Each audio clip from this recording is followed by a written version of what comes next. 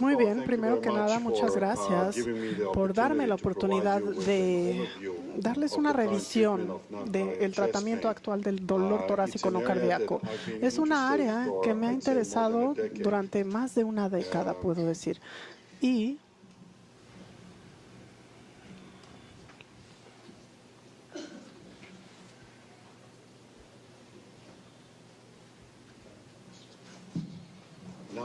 ahora ya puedo ver. Gracias, disculpen. También, en algún punto, incluso publiqué un libro dedicado solamente a este tema. Así que si ustedes quieren abundar más en lo que sea que les diga, pueden encontrar este libro, de hecho, en Amazon.com, y eso me ayudará a llevar a todos mis hijos a la universidad. Todos. Entonces, ¿cuál es la definición del dolor torácico no cardíaco? Y esta es la definición propuesta que publicamos en JAM. El dolor torácico no cardíaco es definido como el dolor torácico recurrente que es indistinguible del dolor isquémico después de haber hecho pruebas exhaustivas que excluyan una causa cardíaca. Y también le acabo de presentar esto en el simposio Roma 4. Y les mencionaba el hecho de que hoy, cuando llegamos al diagnóstico del dolor torácico funcional, primero que nada hay que tener ya exámenes laboratoriales que excluyan una causa cardíaca. Y probablemente es el requerimiento número uno que piden los abogados cada año. El que testifique para un paciente o para un médico que en lugar de evaluar al paciente para una causa cardíaca, primero empezaron a utilizar una variedad de medicamentos y medicamentos antirreflujo, y el paciente no mejoró y empezó a tener un evento cardíaco isquémico después. Muy bien, entonces sigamos adelante y hablemos acerca del tratamiento del dolor torácico no cardíaco, porque este es el enfoque de esta presentación. Y tenemos que tener lo que llamo un manejo con una diana terapéutica para estos pacientes. Y es por esta razón que me gusta utilizar esto para simbolizarlo. ¿Por qué? Porque tenemos 4 mecanismos subyacentes muy importantes para este dolor torácico no cardíaco. Y hay que identificar cuál de estos mecanismos contribuye a los síntomas de nuestros pacientes. Porque si lo sabemos, entonces, es así como debemos de tratar al paciente. No hay un solo fármaco que sirva para todo. No, no existe. Tenemos que identificar exactamente la causa subyacente para los síntomas del paciente. Y no es parte de mi presentación los laboratoriales necesarios en estos pacientes para identificar cada una de estas causas subyacentes, pero creo que el mensaje importante es este, y uno de los más importantes a llevarse a casa de mi presentación: identificar la causa subyacente. Así que primero vamos a evaluar la enfermedad por reflujo gastroesofágico. La ERGE es la causa principal de dolor torácico que se origina del esófago, por mucho. Los estudios han demostrado que 60% de los pacientes con dolor torácico no cardíaco, la enfermedad o el trastorno subyacente más común es la enfermedad por reflujo gastroesofágico. Y como resultado de esto, esta va a ser nuestra primera diana terapéutica. Es lo primero que hay que buscar. Y una manera de identificar a estos pacientes que tienen un dolor torácico no cardíaco relacionado a ERGE, y no es solamente una prueba la que se necesita, no, es también una prueba diagnóstica y terapéutica, da ambas. De manera que esto es lo que conocemos como las pruebas terapéuticas con IVPs para el dolor torácico no cardíaco. Y aquí tenemos una lista de una variedad de estudios con IVPs que fueron hechos en aquellos pacientes con dolor torácico no cardíaco. Y aquí el concepto principal de una prueba terapéutica con inhibidores de la bomba de protones es el darle a los pacientes una alta dosis de IBPs, usualmente el doble de la dosis durante un corto periodo de tiempo, entre 1 y 2 semanas, y ver si los pacientes y sus síntomas de dolor torácico disminuyeron de manera significativa. Y usualmente vemos una reducción de al menos 50% en la frecuencia o, si quieren, la intensidad, que es una combinación de frecuencia y severidad de los síntomas de los pacientes. Esta es la prueba terapéutica con IBPs. Y muchos de estos estudios han tratado de utilizar diferentes tipos de IBPs. Aquí ven lansoprazol, resveratrol, omeprazol, incluso esomeprazol. Hay una gran variedad de estudios con variedad de medicamentos IBPs que han sido utilizados. Aquí pueden ver la sensibilidad y la especificidad de estos estudios terapéuticos y todos son bastante buenos. Y esto es algo que lo pueden hacer en la comodidad de su consultorio. No hay que exponer al paciente a ninguna prueba invasiva para llegar al diagnóstico y así tendrán su respuesta relativamente rápido. La otra opción es obviamente la de tratar a los pacientes durante 2 meses. Y si lo hacen de acuerdo a este estudio, habrá que darle al paciente al menos el doble de la dosis de un IBP. En este estudio se enfocaron en omeprazol 20 miligramos dado 2 veces al día a los pacientes por 8 semanas y fueron capaces de demostrar que aquellos que tuvieron una buena disminución del dolor torácico demostró una disminución significativa tanto en la fracción de los días con dolor torácico y el puntaje de severidad del dolor torácico. Así que otra opción de mayor duración es el tratar a estos pacientes durante 2 meses con un IBP a dosis doble y luego ver los resultados. Y este es un estudio que se enfocó en el valor del esomeprazol. Y en este estudio, el esomeprazol fue evaluado en pacientes con el dolor torácico no cardíaco y comparándolo con placebo. Y este es el efecto de esomeprazol en pacientes con dolor torácico no explicable. Este fue un estudio aleatorizado, doble ciego, controlado, y demostraron que un número significativo de pacientes en el brazo con esomeprazol, que por cierto se dio en una dosis doble, a estos les fue significativamente mejor que aquellos que recibieron solo placebo. Sin embargo, la ganancia terapéutica aquí es un poco, digamos, no impresionante. ¿Cuál es la ganancia terapéutica? Bueno, esta es la respuesta al medicamento menos la respuesta al placebo. Así que la ganancia terapéutica en este caso fue de solo 9%, pero si pensamos al respecto, la mayoría de los estudios que tenemos para los trastornos gastrointestinales funcionales, la mayoría de los estudios se enfocan en una ganancia terapéutica que vaya de 8 a 12%. Entonces, es aquí en donde nos encontramos, justamente aquí, dentro de este rango. Y cuando, de manera interesante, cuando se pusieron a buscar en este estudio a aquellos pacientes que recibieron esomeprazol contra placebo, como les mencioné, 40 miligramos 2 veces al día durante un mes, fue interesante notar que la dosis, que aquellos que no tenían ERGE, respondieron mejor que aquellos que no tenían ERGE. Y no hay ninguna explicación para esto. La única manera de salir de este resultado es combinar los dos grupos y mostrarles la primera diapositiva, que en general en todo el grupo en conjunto hubo mejor respuesta al esomeprazol. Uno hubiera esperado que aquellos con ERGE que recibieron esomeprazol hubieran mostrado la mejor respuesta. Pero bueno, de cualquier forma, el estudio mostró que los IBPs en aquellos pacientes con dolor torácico no cardíaco debido a ERGE sí tienen buenos resultados y si lo utilizan probablemente tengan que utilizarlos durante al menos 2 meses y van a necesitar al menos una dosis doble. Ahora, ¿qué podemos decir acerca de otros abordajes antirreflujo para el dolor torácico no cardíaco? Esta es una revisión sistemática que acabamos de publicar este año, enfocándose en diferentes abordajes terapéuticos para el dolor torácico no cardíaco. Y este es un resumen que ve la terapia endoscópica para la enfermedad por reflujo gastroesofágico, así como la cirugía antirreflujo para este dolor torácico no cardíaco. Aquí el F, que incluye la funduplicatura endoscópica de Nissen.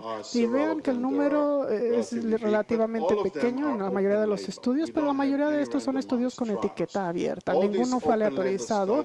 Todos estos estudios de etiqueta abierta mostraron resultados positivos y sí demuestran que estos pacientes con el dolor torácico relacionado a ERGE sí responden a medidas endoscópicas contra ERGE o a algún abordaje quirúrgico, pero obviamente necesitamos más estudios a futuro. Y si lo consideran para su paciente, entonces deben ser pacientes muy bien caracterizados. Entonces les diría que sería muy buena esta opción para una población de pacientes muy seleccionada. ¿Y qué podemos decir acerca del abordaje terapéutico para aquellos pacientes que tengan el dolor torácico no cardíaco, pero debido a alguna desmotilidad esofágica? Digamos que representan una pequeña porción de los pacientes que presentan este dolor torácico no cardíaco. Y tenemos terapias médicas que incluyen relajantes musculares, como por ejemplo nitratos, bloqueadores de canales de calcio o sildenafil, que es Viagra. Y también tenemos abordajes endoscópicos que incluyen la toxina botulínica. Y enseguida también tenemos abordajes quirúrgicos, que sería la miotomía de Heller. También tenemos POEM, que también es un procedimiento endoscópico, o puede ser también quirúrgico, pero yo lo considero endoscópico. Y luego moduladores del dolor, que incluyen o que parecen trabajar en todos los pacientes también. Y recuerden, cuando hablo acerca del dolor torácico no cardíaco debido a desmotilidad esofágica, aquí no estoy incluyendo a la acalasia. Aquí estoy incluyendo trastornos de espasmos en el esófago, como el esófago de Jack-Grammer, también espasmos esofágicos difusos. Eso es el tipo de anormalidades en las que me voy a basar aquí. ¿Y qué podemos decir de nifedipino? Bloqueadores de canales de calcio se utilizan comúnmente en pacientes con dolor torácico debido a una dismotilidad esofágica, especialmente si ahora tenemos intervenciones a largo plazo o estamos considerándolas. Y lo que vemos aquí en este estudio es que a los pacientes se les aleatorizó a 10 a 30 miligramos de nifedipino 3 veces al día contra placebo. Y este fue un estudio con 14 semanas de duración. Una de las intervenciones fue o placebo o nifedipino durante 6 semanas y luego se hacía un periodo de lavado y luego se hacía un entrecruzamiento al brazo contrario. Y cuando vieron en específico el tiempo que estos pacientes recibieron nifedipino, aquí hay 3 cosas importantes que hay que notar. Número 1, les tomó alrededor de 2 semanas a estos pacientes antes de mostrar una respuesta. Y recuérdenlo, si se lo prescriben al paciente y los llaman después de la primera semana y les dicen, no siento mejoría, recuerden que puede tomar hasta 2 semanas antes de mostrar cualquier respuesta. Otra cosa es que cuando sí muestran una respuesta, en muchos de los casos parece ser solo temporal. Entonces pueden responder por unas semanas y luego no van a tener ninguna respuesta, como pueden ver aquí, que regresan a la línea basal mientras el paciente sigue recibiendo nifedipino, un bloqueador de canal de calcio. ¿Y qué podemos decir de sildenafil? Se recomienda para el dolor torácico no cardíaco en pacientes con un trastorno de motilidad esofágica espástico. Y de manera interesante no tenemos ningún estudio que se enfoque en estos pacientes con dolor torácico no cardíaco, pero parece que sí funciona. El sildenafil funciona como relajante muscular y aquí lo pueden ver que sí reduce en este caso el tono del esfínter esofágico inferior. Y cuando se usa este tipo de fármaco, se puede utilizar de manera regular o también lo pueden utilizar a demanda, cuando sea que el paciente presente el dolor, porque muchos de estos pacientes no presentan dolor diariamente, así que algunas personas solamente lo utilizan a demanda, 15 miligramos, 50 miligramos, disculpen, cuando presentan dolor, o también lo pueden utilizar de manera regular. Pero como les mencioné, no hay ningún estudio que en específico se base en esos pacientes con dolor torácico no cardíaco. Ahora tenemos un estudio que se enfocó en el uso de antidepresivos y en este caso utilizaron trazodona en pacientes con dolor torácico no cardíaco debido a un trastorno espástico motor, también el esófago tipo nutcracker o cascanueces y con trastornos de motilidad. Y Bueno, sabemos que no hay una exacta clasificación de todo. De hecho, a todos mis pacientes con esófago de cascanueces que he visto durante 10 años, les digo que ya se vayan a su casa, que ya no regresen a mi casa porque ya no existe este esófago de nutcracker o de cascanueces. Ya no hay. Muy bien, como ven en este estudio, a los pacientes se les aleatorizó a trazodona o a placebo y se les trató durante 6 semanas. Y lo que es importante aquí es que luego de 3 semanas no llegó a una significancia estadística, pero sí a las 6 semanas. Entonces, de nuevo, con este tipo de medicamento probablemente le tome tiempo antes de que el paciente vea una mejoría en su dolor torácico. Así que esto es algo que vale la pena recordar. Este es un estudio muy interesante, aunque relativamente viejo. De nuevo se enfocó en pacientes con dolor torácico debido a una dismotilidad esofágica. Alrededor de 41% de estos pacientes incluidos en este estudio, de los 60 totales, tenían dismotilidad esofágica y fueron aleatorizados a placebo o clonidina, que en aquel momento no era tan promisor, o a imipramina, un tricíclico a 50 miligramos 4 veces al día. Y pueden ver que no hubo una diferencia ni entre el placebo y la clonidina, pero por otro lado la imipramina sí mejoró los síntomas del paciente al reducir el dolor torácico y los puntajes de dolor torácico reportados por los pacientes. De manera que los antidepresivos tricíclicos, incluso en los pacientes, recuerden que estos son pacientes que verdaderamente tienen un trastorno espástico de motilidad. No estamos hablando de dolor funcional, no. Por definición, recuerden, un paciente con un espasmo difuso esofágico no tiene este tipo de dolor. Así que incluso en estos pacientes, los neuromoduladores como la trazodona o imipramina sí funcionan y sí mejoran los síntomas de los pacientes. Aquí tenemos, de nuevo, un estudio que se enfocó en 9 pacientes con un espasmo esofágico difuso y en estos pacientes se les trató con antidepresivos. Y pueden ver los diferentes grupos de pacientes, un estudio pequeño, incluyeron solamente 9 pacientes. Bueno, lo que encontraron es que cuando trataron a estos pacientes con espasmo esofágico difuso, con nitratos en la forma de isosorbide, dinitrato de isosorbide durante un mes, solamente un paciente respondió de 8, porque al 9 se perdió el seguimiento, el noveno.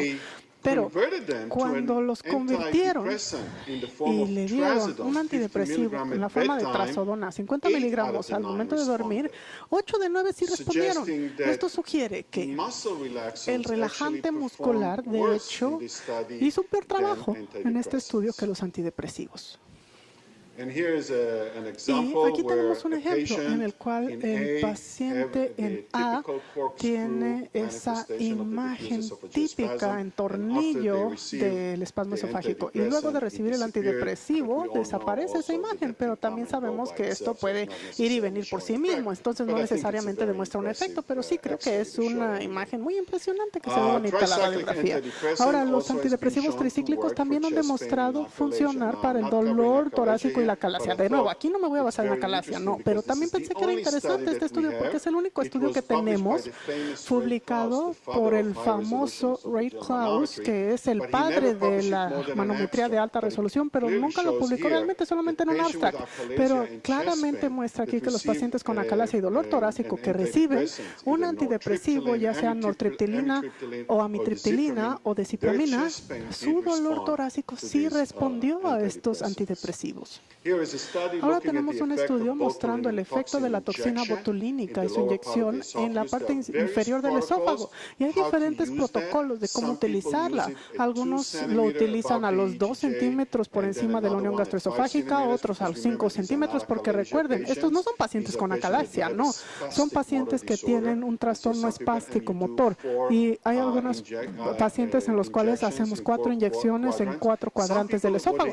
Hay otras personas que lo que hacen es que hacen 2 inyecciones y luego a cada lugar le ponen 12.5 unidades. Eso cubre los 2 centímetros por debajo y los 5 centímetros, digo, los 2 centímetros por arriba y los 5 centímetros por arriba. Y miren, aquí está el efecto a largo plazo.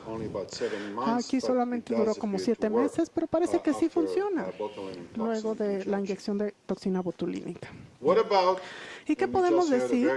Y acabamos de tener una muy bonita presentación acerca del POEM en pacientes con acalasia. Pero ¿qué podemos decir de aquellos pacientes que tienen un dolor torácico no cardíaco y también un trastorno de motilidad esofágica espástico? Muy bien, no tenemos muchos datos al respecto. La mayor parte del trabajo que se ha hecho ha sido en pacientes con acalasia, pero sí hay algunos estudios ya tempranos que se enfocan en esta población de pacientes y que demuestran que sí funciona en estos pacientes con un trastorno motor esofágico espástico como aquel difuso o en Jackhammer, y la mejoría del dolor torácico se vio en 91% de los pacientes. Sin embargo, algunos sugieren que debe de hacerse una miotomía más larga y es lo que actualmente se hace. Y otra cosa que también se mostró es que la mejoría en el dolor torácico que se ve en acalasia es incluso mejor que lo que verían si lo hacen para un trastorno espástico del esófago. Pero de nuevo, todos estos son resultados anecdóticos, reportes, pero probablemente esto será uno de los futuros a donde se va a utilizar la POEM.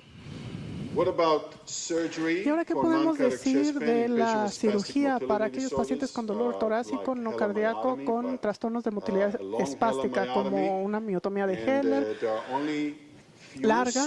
Y hay muy pocos estudios abiertos, de etiqueta abierta, y sí demuestran una resolución de hasta 94% en el dolor torácico. Y de nuevo, sugieren que una miotomía extendida de Heller con DOR para terminarla, para prevenir el reflujo, así lo recomiendan. Bueno, nosotros no tenemos mucha experiencia en este caso, pero la experiencia limitada que tenemos parece que sí nos dice que funciona, pero de nuevo, en una población de pacientes muy seleccionada.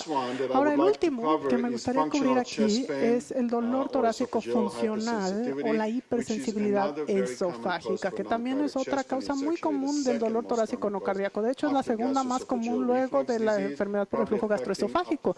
Probablemente afecte hasta 30% de los pacientes que se presentan con nosotros. ¿Cuál es el tratamiento actual para este dolor torácico funcional? Antidepresivos tricíclicos, trazadona, aquellos inhibidores de la recaptación de serotonina selectivos. Todos estos son de antidepresivos hasta el momento. Sí se ha hecho trabajo con antagonistas de adenosina que no se utilizan actualmente ya.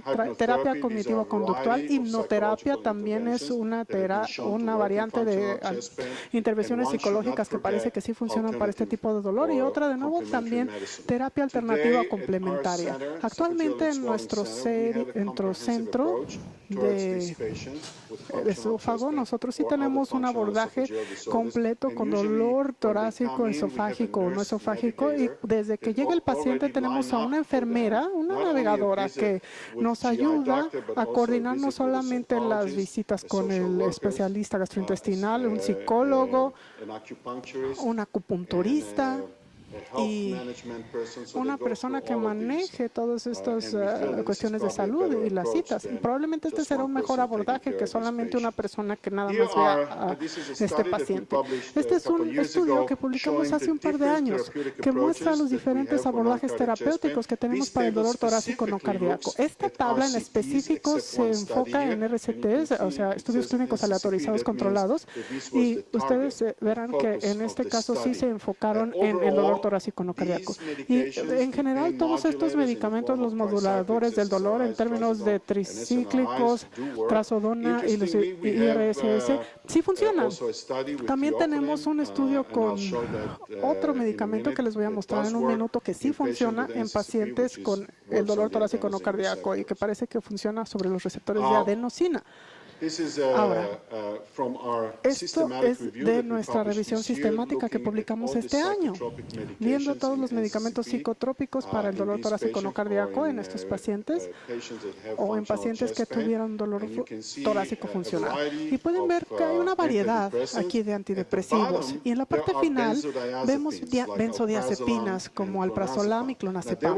Ahora, estos fueron estudiados y como pueden ver se han estudiado desde hace 20 años, pero lo escucho una y otra vez. ¿Qué me dices de las benzodiazepinas? Yo a nivel personal no las uso. ¿Por qué? Porque se asocian con una variedad de complicaciones, adicción, y es muy difícil luego quitárselas a los pacientes, así que ni las considero. Sin embargo, por lo menos en este análisis parece que sí funcionan en aquellos pacientes con dolor torácico funcional. Ahora vamos a hablar acerca de los tricíclicos. ¿Por qué? Porque muchas personas me preguntan, ¿cómo voy a usar los tricíclicos para estos trastornos funcionales esofágicos? Y en específico en aquellos pacientes pacientes con dolor torácico no cardíaco. Muy bien, hay que recordar que tenemos muchos tricíclicos. Estos tricíclicos funcionan en 4 diferentes receptores. Funcionan en receptores de norepinefrina, en los de serotonina, en los de histamina 1 y los de acetilcolina.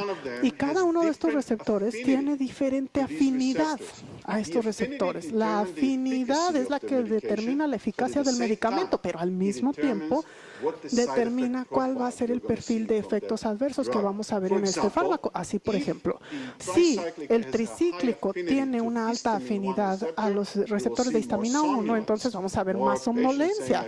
Los pacientes me van a decir, me siento con sueño como resultado de tomar el medicamento. Y esto te permite jugar con estos medicamentos. Es por eso que siempre digo, si ustedes tratan a un paciente con un tricíclico dado y no funciona para ese paciente, entonces no se den por vencidos con la clase en total, porque probablemente cuando le dan una combinación de efectos para esos receptores, probablemente no será lo mejor para ese paciente, probablemente solo necesite un tricíclico diferente, porque como les dije, todos tienen diferente nivel de efecto en el receptor. Aquí tengo 4, por ejemplo, para que ustedes vean su efecto en diferentes receptores. De manera que, ¿cuáles son mis reglas para el uso de tricíclicos? Primero que nada, bajo y lento. No le peguen directo al paciente con una alta dosis. No, aquí no estamos tratando de presión, estamos tratando dolor. Y como resultado vamos a utilizar aquellas dosis que no afectan el estado de ánimo, que significa bajas dosis. Empiecen con 10 miligramos al momento de dormir y aumentan a 10 miligramos cada semana. El objetivo del tratamiento para mí es de alrededor de 30 a 50 miligramos una vez al día. Si se presentan efectos adversos, y en algunos pacientes sí se van a presentar, y he escuchado que ustedes también tienen problemas en el uso de los tricíclicos con efectos adversos. En estos casos hay que disminuir la dosis a la dosis que no les daba efectos adversos. Simple y sencillamente pueden cambiar de tricíclico y también se pueden combinar con uno de los inhibidores de la recaptación de serotonina. Y me gusta utilizarlos a muy bajas dosis, de 5 a 10 miligramos a la hora de dormir por 3 a 4 semanas antes de aumentar la dosis. Para mí, en algunos pacientes funciona mejor.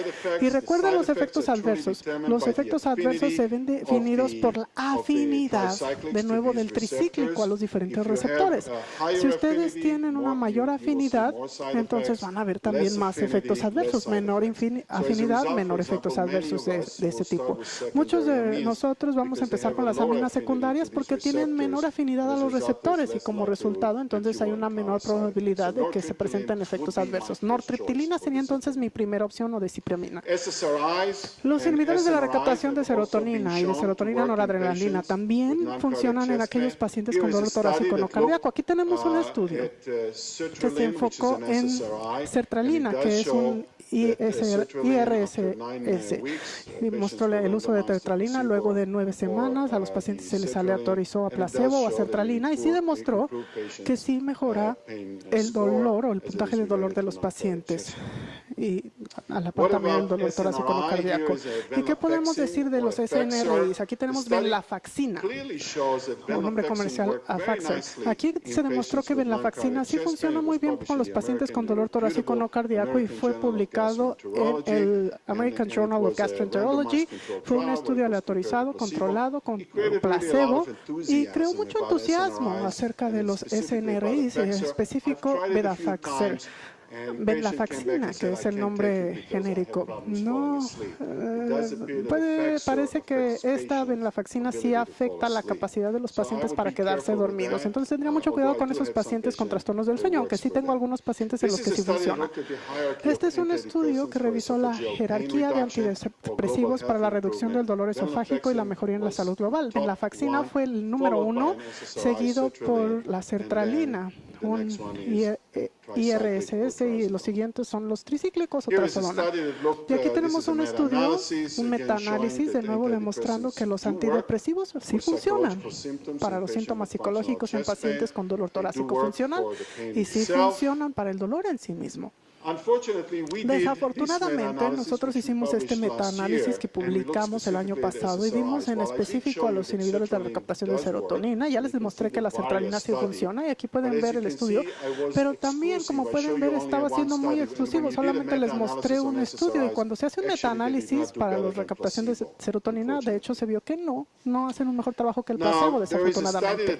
Ahora tenemos un estudio que se enfocó en el papel de la teofilina. Este es un estudio pequeño revisando el medicamento que utilizamos para EPOC. Ahora, esta fórmula está asociada a diferentes efectos adversos y ya no es tan popular para los neumólogos. Entonces, dudo que los gastroenterólogos sigan tratando de seguir este tipo de terapia, pero lo incluí aquí solo para mostrarles que este medicamento funciona en los receptores de adenosina, que es un receptor de dolor en el esófago, un nociceptor, y puede funcionar en esta población de pacientes. Y me gustaría terminar aquí con un par de diapositivas que muestran el efecto de la hipnoterapia en pacientes con este dolor torácico no cardíaco. Y este es uno de los pocos estudios, muy pequeño, pero publicado en Gut, que muestra pacientes que fueron aleatorizados a hipnoterapia contra terapia de apoyo y demostraron una reducción significativa del dolor torácico y también una mejoría significativa en el bienestar global. De nuevo, la hipnoterapia probablemente sea una intervención terapéutica importante en esta población de pacientes. Vale la pena recordarlo. Este es un estudio que nosotros hicimos viendo medicina complementaria o alternativa. Ustedes probablemente conozcan Reiki, que es como el curar con energía. Hay diferentes técnicas para curar con energía. En este caso utilizamos Joray, parecido al Reiki, y parece que los pacientes con el dolor torácico no cardíaco sí les fue mejor luego de recibir esta terapia con sanación por energía en comparación contra aquellos que no recibieron ninguna intervención. Ahora, no voy a seguir exactamente este algoritmo, pero sí quiero que vean esa referencia de la parte final.